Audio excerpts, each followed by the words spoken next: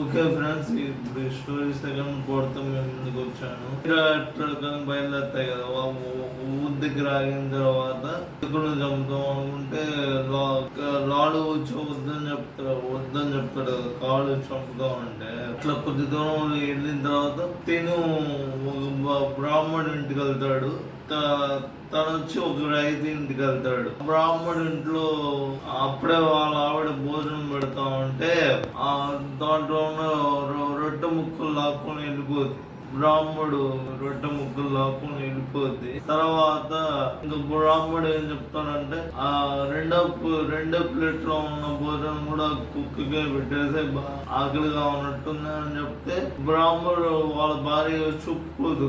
ఏంది మీరు అంటే, అది కూడా ఒక ప్రాణి కదా, ఆకలిగా ఉంది కదా, దానికి కూడా ఆకలి ఉంటుంది కదా అని చెప్పుద్ది. తర్వాత వచ్చి ఒక రైతు ఇంటికి వెళ్తే ఇంకో కుక్క రైతు ఇంటికి వెళ్ళొద్దు కదా. వెళ్ళిన తర్వాత ఈ రైతు ఏం చేస్తాడంటే తీసుకెళ్తుంటే దానికి అంటే దాని ముందే పిల్లుల్ని తరుగుతూ ఉంటాడు అనమాట. పిల్లుల్ని తరుగుతూ ఉంటాడు. ప్లస్ ఇంకా ఈ కుక్కని దగ్గర కూడా రానివ్వడం అనమాట. అయినా ఫుడ్ తీసుకెళ్తా ఉంటే కర్ర విసురుతాడు. ఇంకా మిగతా వాళ్ళు కూడా ఇతని దగ్గరికి కుక్క వచ్చిందని చెప్పి మిగతా వాళ్ళు కూడా తల ఒక దెబ్బ వేస్తే ఆ కుక్క వెన్నుపోసి ఇరిగిపోయిన తర్వాత ఇంకా ఫ్రెండ్స్, ఈ స్టోరీ మూడో పార్ట్తో మేము ముందుకు వస్తాను.